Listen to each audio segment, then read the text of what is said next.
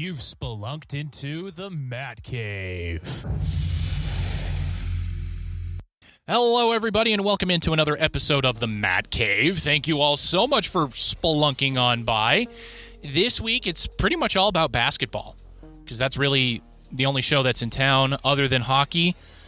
And I talk myself out about hockey every day for the Utah Mammoth Daily Show, so that's why you're not hearing much about the Mammoth right now. I will talk about them later on in this episode, don't you fret, but it will mainly be about basketball here early on. But hey, thank you all so much for being here. Do me a favor, hit that like, comment, subscribe button wherever it is, however you listen, and then also leaving a comment or a review.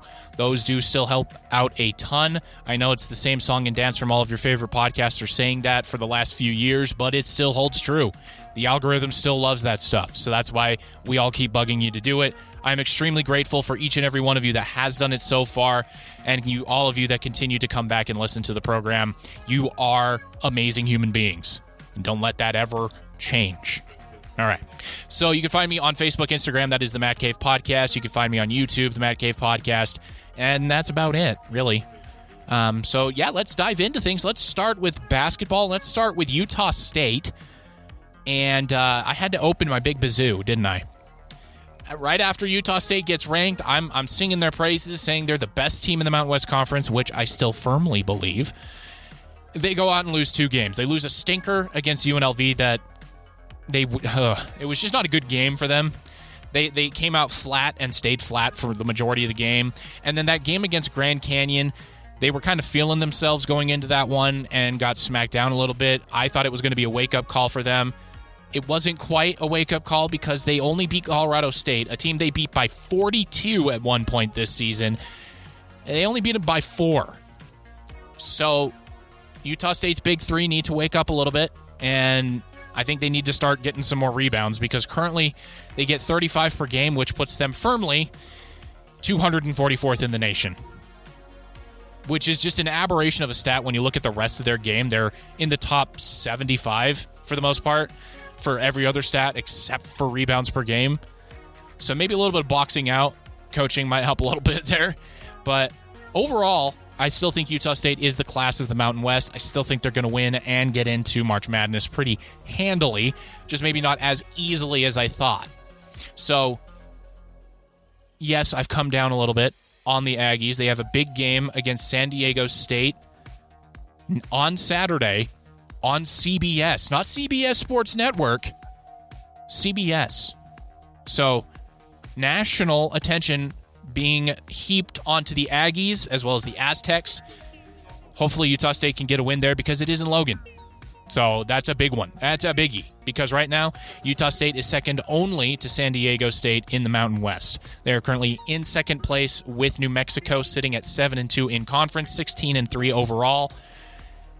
They just they need to get back to what was working in the early part of their schedule. So I just had to open my big mouth, didn't I? Sorry, Aggie fans. That's the last time I root for you, I guess. I don't know. Now let's move on to the Holy War Redux, the final edition of this season. Utah goes down to Provo, and they put up a good fight. Obviously, the Holy War is a weird game. It always will be a weird game. It will never be as simple or as easy as the national prognosticators say it's going to be for either side, no matter what the season is. If Utah's up and BYU's down, vice versa, they're both up, they're both down. It's a weird game, and you can't predict what the score is going to be. Final score here, 91-78. It's a good bounce-back win for BYU after getting humbled against Texas Tech, but it was also a trap game because on Monday, BYU plays host to the number one team in the country, Arizona. So it could have been a look-ahead game. Luckily, the Holy War is never a look-ahead game for either team. And AJ Dybantsa showed up and showed out. 43 points. He sets the BYU freshman record, as well as just continuing to prove that he rightly was the number one recruit coming out of high school and could very well be the number one overall pick in the NBA draft. He took over the game. He was angry through a lot of it, and the stat line kind of speaks for itself. Like, 43 points is no joke. Any way you slice it, even in the NBA, it's no joke. And, well, I mean, the NBA doesn't play defense anymore, so maybe it is a joke. But, I mean, he was 15 of 24 from the field, 4 of 5 from 3, and 9 for 10 from the stripe. Are you kidding? He just wouldn't miss. His assist-to-turnover ratio is, again, something that is worrying me. 3 assists to 3 turnovers. He tries to play act for fouls a little too often for me. So that is another thing that I'm keeping my eye out for as we move ahead. Richie Saunders, he just needs to play better. I understand that this was a huge game for him. It's the final Holy War he'll ever play. He's a senior, but 4 of 13 from the field, 1 of 5 from 3. That's not going to cut it against better competition. I did like that the personal fouls were way down for BYU. The leader for fouls on BYU was Richie Saunders, so that probably contributed to him having an off game. He just wasn't out on the floor enough. He wasn't getting enough time. He wasn't in the flow of the game because he just couldn't stay on the floor for a while. I just think that this team can't overly rely on AJ Dybantsa. I know it can be really easy to do it because he is such a freak talent, something that has never come through Provo before. And when he starts to take over the game, you kind of just pass the ball to him and stand around. That's where coaching comes in a little bit. Got to keep moving. You got to keep the opposing team from just collapsing all 5 guys on AJ Dybantsa. So that is something to definitely keep an eye out for.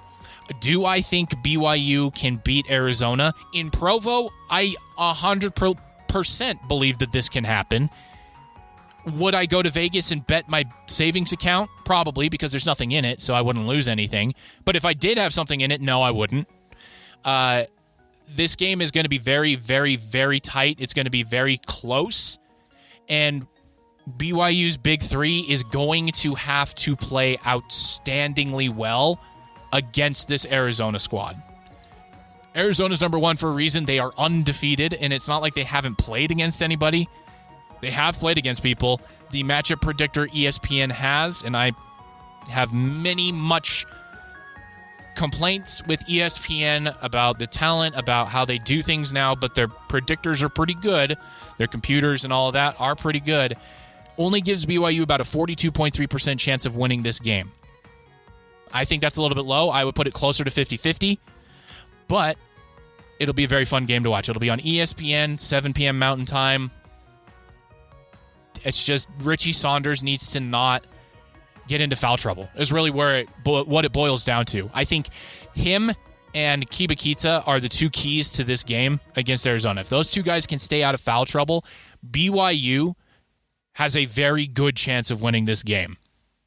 It's not like the games of old where it was Gonzaga against BYU. If BYU wins, it's earth-altering, earth-shattering. It would still be a huge win. I mean, a win against the number 1 overall team in the country, that doesn't happen every day, and playing against that doesn't happen every day. So hopefully the guys will be ready to go. When the lights shine brightest, that's when AJ Dybantsa and Rob Wright really show up. And so just Kibakita and Richie Saunders stay out of foul trouble, stay in the game, stay aware. And then I think something special could happen. Kennard Davis maybe knocking down a couple of threes. We'll see what happens there. Now, on the flip side of that token, Utah. Well, at least you've got Terrence Brown.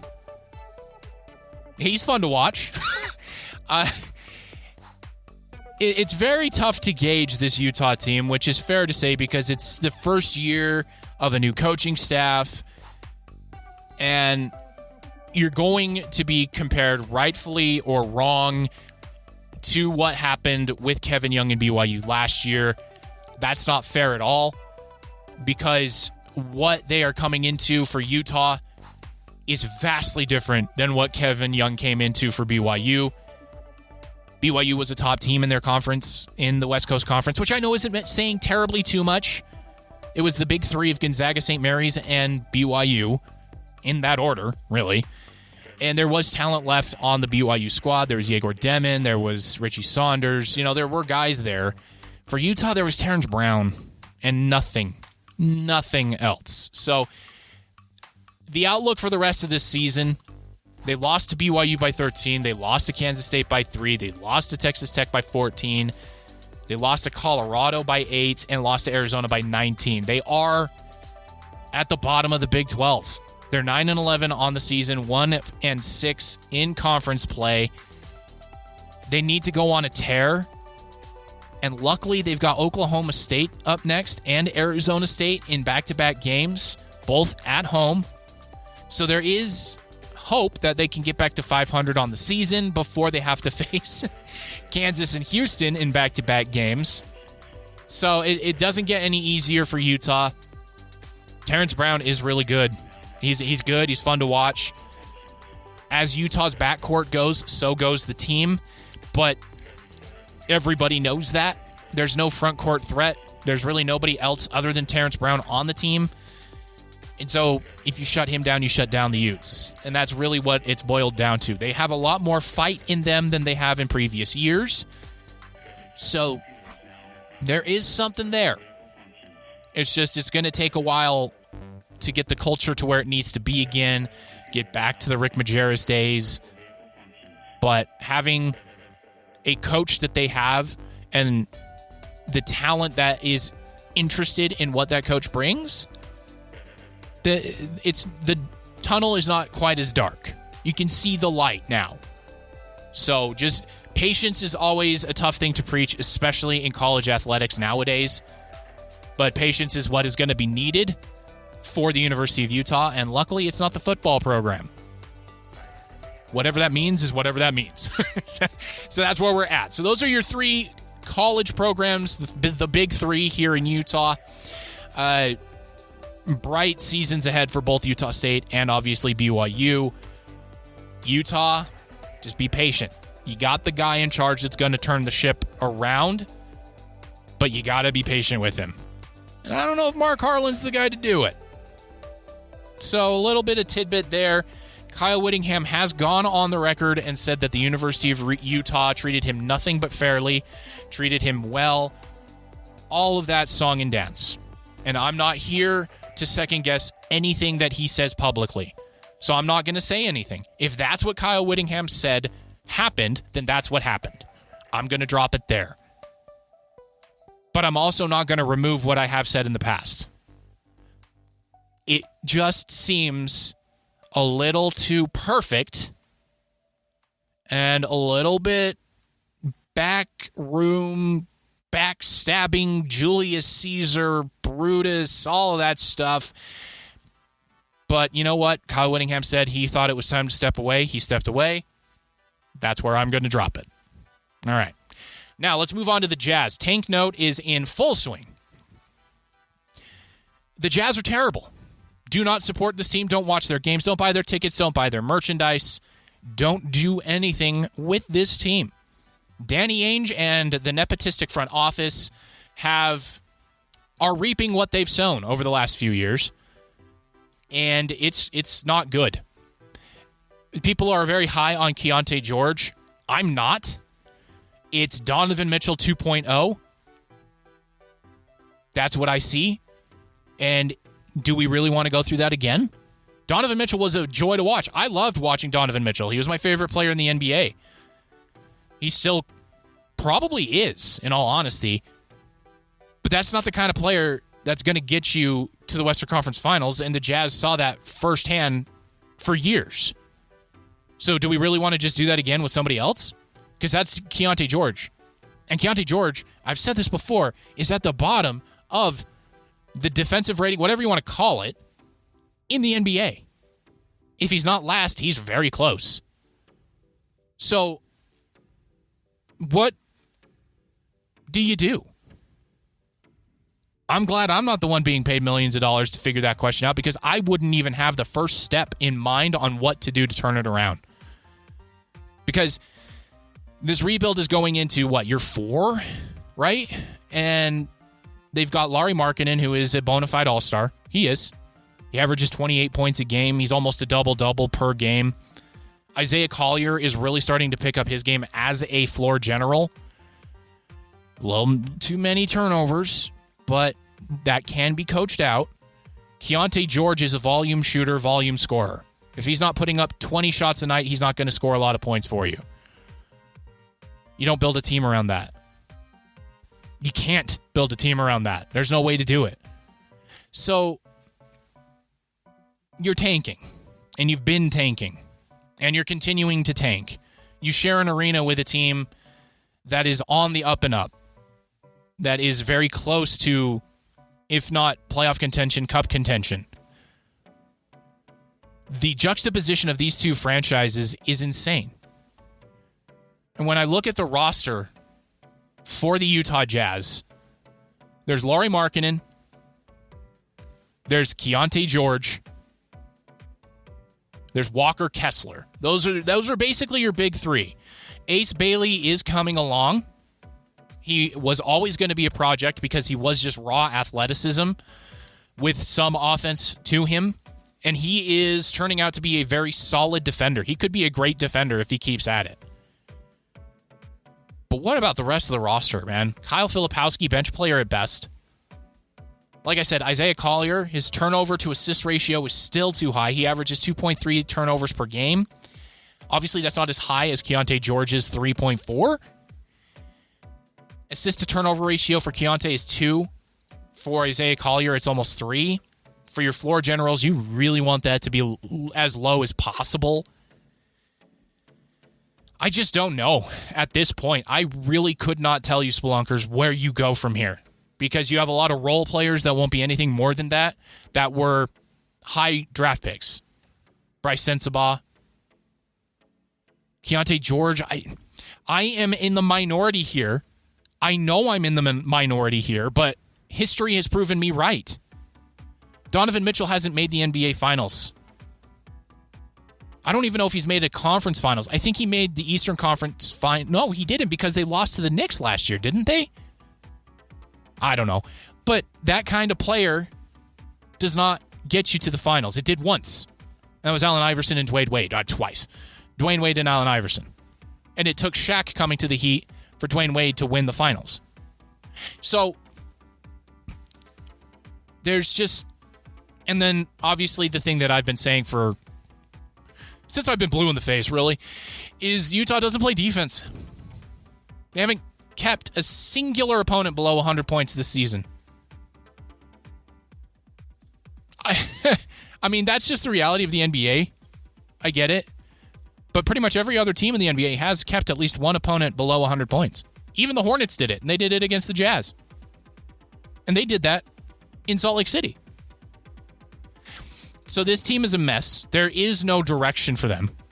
They've got mismatched parts all over the place. Nobody wants to trade with Danny Ainge because nobody wants to get, snookered like they did with Kevin Garnett, Paul Pierce, that big trade with the Nets. And so here we are. This is where we're at. And it's not fun to watch.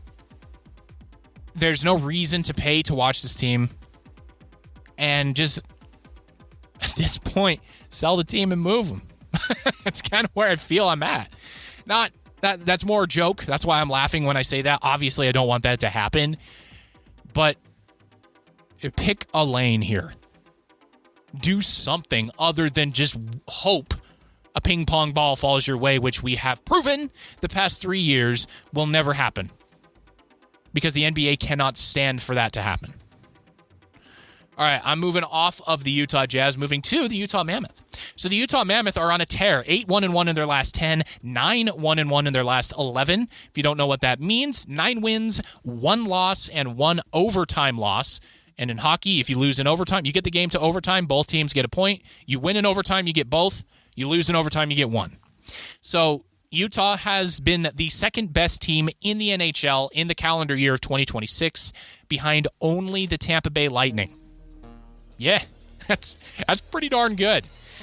Currently, they sit in the catbird seat for the wild card at 58 points. They are clear of the Los Angeles Kings, who sit outside of the wild card by 5 points. They are 9 points behind Dallas and 10 points behind Minnesota in the Central Division. They're not catching them. But it is nice. It is good to keep track of where you're at with those teams because those are the teams that you are trying to catch. So where does the Mammoth go from here? I have been advocating for a trade since before the season started, and I still am. But my lens has changed a little bit. Logan Cooley still has yet to come back from his injury. He's slated to come back after the Olympic break. That's just a month away. So Utah gets arguably their best player, if not their second best player, back. So that's going to be a jolt in the right direction for them. But they still need center depth behind Logan Cooley. Nick Schmaltz is playing center. He's doing it very well. Since he was moved to center, he's been a man possessed. He's been playing better hockey than he has when he's been playing out on the wing. But he's not a number one center. Logan Cooley isn't there yet. He's very close to being a number one center, but he's not there yet. So the Mammoth need to trade for a number one guy. There's 3 centers that are potentially on the market that meet this need, and that is Elias Pettersson from the Vancouver Canucks. He needs a change of scenery. He just needs it. The Canucks need to start over.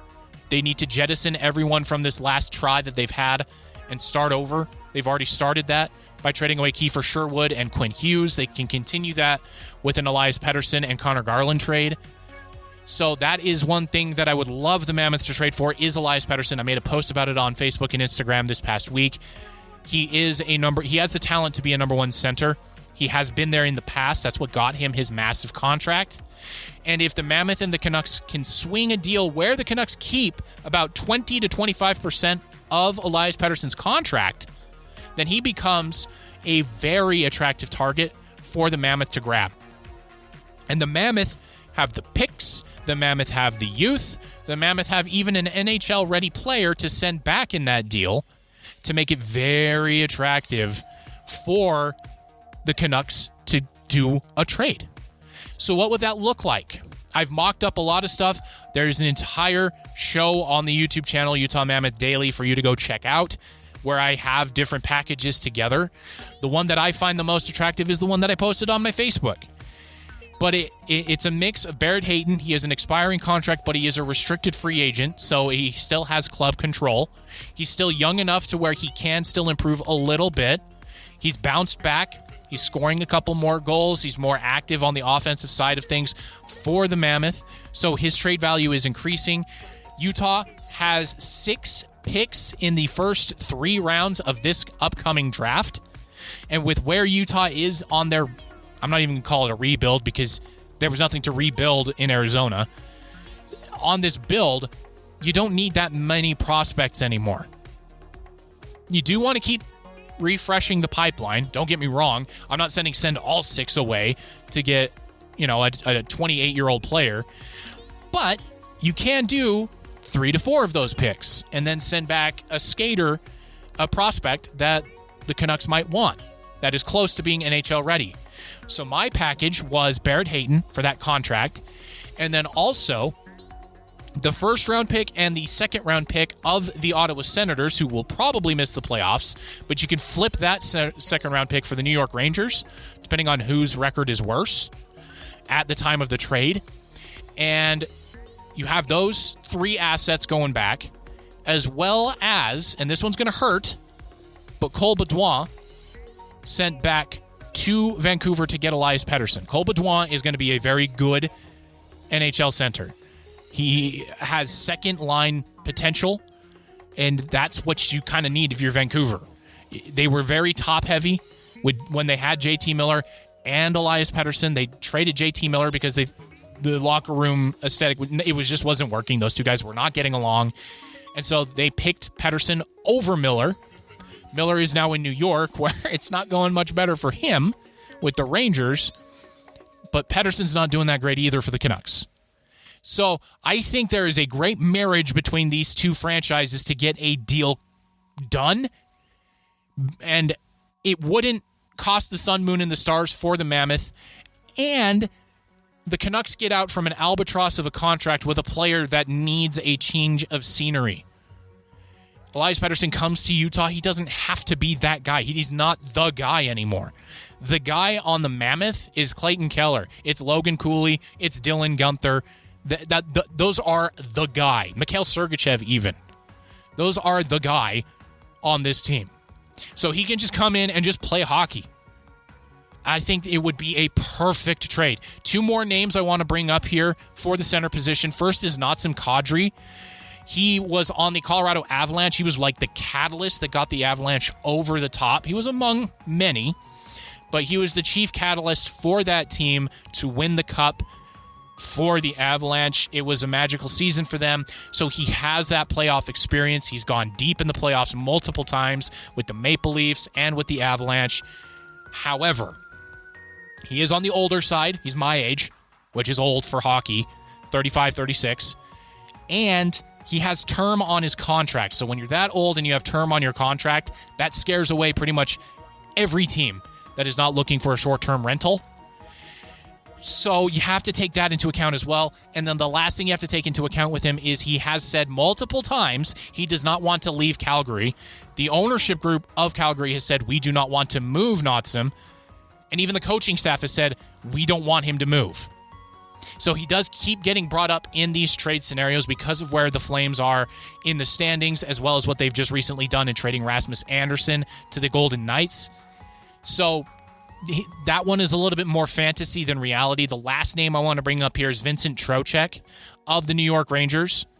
He is going to be a teammate of Clayton Keller's at the Olympics. He is a very good center. We're talking center 1, center 2.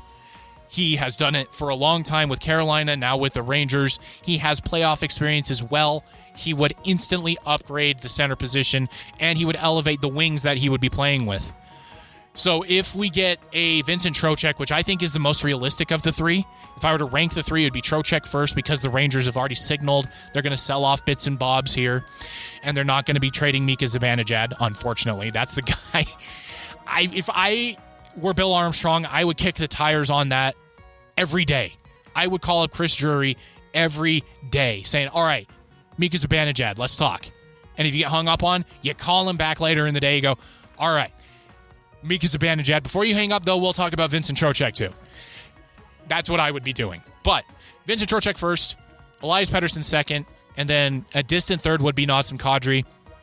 The Mammoth also need a better backup goaltender. The Vitek Vanacek experiment just has not worked, unfortunately, because he's had stellar games where he's given up 1 or 2 goals and the Mammoth just couldn't match his level. And so he takes these really tough losses. Whereas when Vejmelka's out on the ice, they give up, 3-4 goals. The Mammoths score 5 or 6. So it's just bad luck for Vitek, but they do need an upgrade at the backup goalie position. It's just there's nobody out there. There's nobody out there that wouldn't cost the sun, moon, and stars to make a trade for. So while the Mammoth do need that backup goalie, they're not going to find one. So it's Vitek Vanacek for the rest of the year. So it would be Trocheck. It would be Pettersson. It would be Kadri for those 3 centermen that I want the Mammoth to target and take a swing on. And I don't think any of those 3 would cost everything in the cupboard. Obviously, Tijagin, Caleb Desnoyers, those guys, Dmitry Simashev, those guys are untouchable. Daniil Boot as well, untouchable. But the rest of the guys down there, Artyom Duda, even Jackson Stauber, the goalkeeper, Zuber, even Cameron Hebig, Ben McCartney, there are guys that can move and can make a difference in a trade that I think they could seriously make these calls for, especially when it comes to Pettersson, because he fits the timeline. It's not just a rental. He fits the timeline. And he's a guy who can score. And he's a guy who can make his wingers better. So that's my spiel for the trade market. I was hoping to talk a little bit about video games today, but I've run out of time. So coming up here soon, when basketball starts to wind down, I will have more time to talk about video games. Baseball is starting again here soon as well. Next month, we're going to have pitchers and catchers reporting. We're going to have the World Baseball Classic coming up too. A lot of fun stuff there. But thank you all so much for being here. And I'll see you all next week when we spelunk back into the Matt Cave.